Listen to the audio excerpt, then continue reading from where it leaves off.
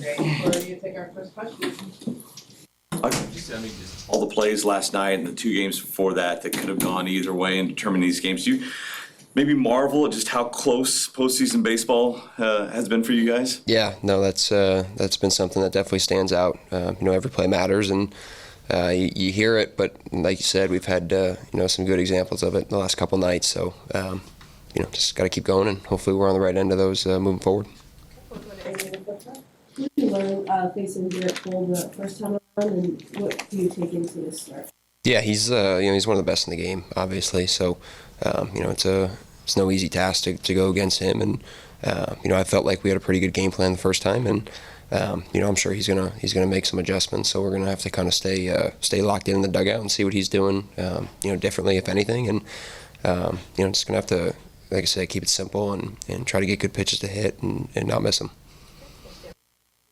Especially for you young guys, younger position players, I mean, how valuable is a must-win game like this to be in this kind of position early in your career and just kind of test your mettle a little bit? Yeah, I think a lot of us are really trying to stay in the present moment and, not think about how it's going to impact us in the future. I'm sure it's going to be, something that helps. It's definitely not going to hurt to be involved in games like this. And, I feel like it, based on what I've talked to with the older guys, it really helps you slow the game down, I think, moving forward when you've been in environments like this.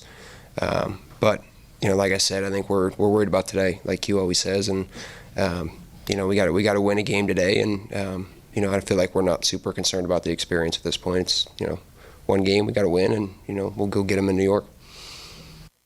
The sequence last night, there's two outs. You guys start a rally, Bill gets a hit, you get a triple. Did that kind of typify your season a little bit in a small way, in one small sequence? Yeah, I think obviously we're a team that never quits. So with our backs against the wall a little bit, I feel like we tend to come through, and Izzy did a great job right there of setting the table, and I feel like that we're a resilient bunch. So definitely kind of showed what we're made of. Hey, Michael, you mentioned earlier that Will Smith said something that helped kind of lighten the mood when you were going through a 7-game losing streak. Has anyone said anything before this game that, kind of has helped, feel you guys in, getting ready for what's about to happen tonight?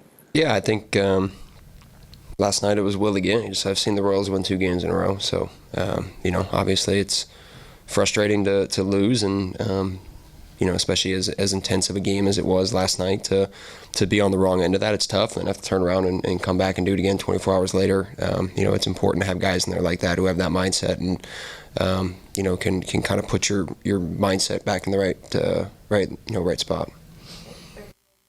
You guys, today, the mantra, and we talked last night a little bit, you flush it and move on today. How do you actually do that? What are your mental tips for doing that individually for yourself? I think just routine. I think coming back to the park today, and when I wake up, I get my cup of coffee, I hang out, I watch the Weather Channel, and then I come to the park and do everything that I've done for the past 162 games and playoffs. And I think there's just some peace of mind in that, of whether we win, whether we lost, whether I got a hit, whether I didn't get a hit, whether I made the play of the game, or whether I'm the go to the game. They come in and do the same thing every day. And I think that's something that's really evident when you watch the older guys in the clubhouse, and just guys that have been around for 6, 7, 8, 9, 10 plus years. They come in and they do the same thing every day. Sal's always doing the same thing in the cage. Walk's always doing the same thing. Lugo's doing the same thing. Will Smith, like we've mentioned. So to be able to watch those guys, you kind of learn how to be professional.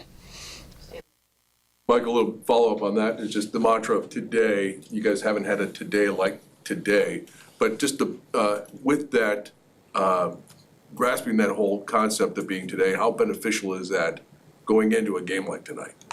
Yeah, I think from what I was just saying, I think it's routine, right? So whether it's Game 7 of the World Series or opening day or the third game of spring training, you know what you do. When I show up to the park, there's no question marks. I know where I need to be, what I need to be doing, and just control what I can control. And, like I said, whether our back's against the wall or it's opening day and we got 162 games in front of us, the game doesn't change, the preparation doesn't change, and I think that that kind of helps slow you down a little bit, and maybe in some of those bigger moments.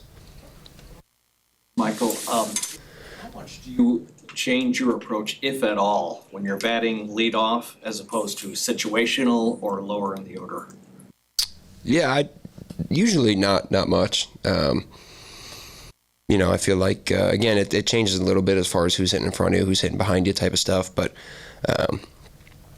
yeah, I mean, I feel you really only lead off one time a game, so I feel like once after your first at bat, everyone's kind of mixed in any order at that point. So yeah, just try to keep everything the same as well, because everything's changing. What pitch you can throw, the count, the score, the innings. I mean, everything is different. So being able to have as many constants as you can, whether that be, like I said before, controlling my preparation or keeping the same approach is something I try to do. Michael, just curious, in New York, you made some kind of pointed remarks about replay. I'm just having had a few days to think about that. Is that still how you feel, or was that a heat of the moment thing? No, that's how I feel. I think some of the people in this room know me pretty well. I don't.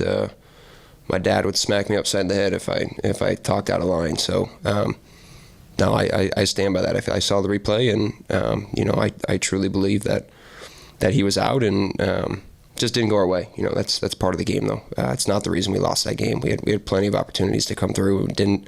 I remember I had to run around second base and popped out to left field, so I had a chance driving around and I didn't.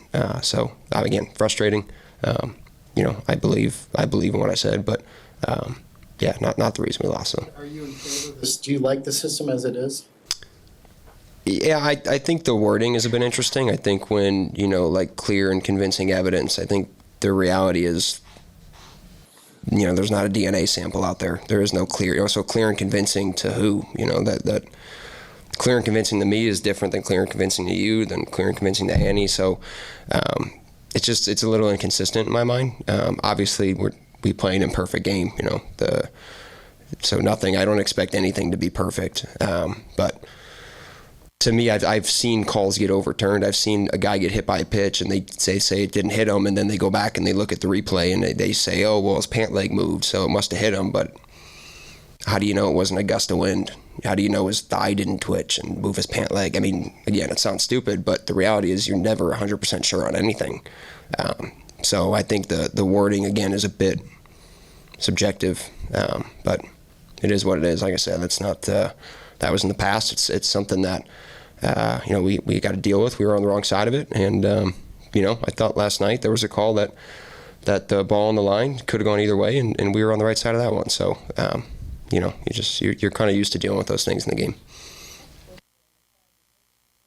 The team, you guys hit relievers pretty well in the regular season. Why do you think that is, and what's made the Yankees bullpen?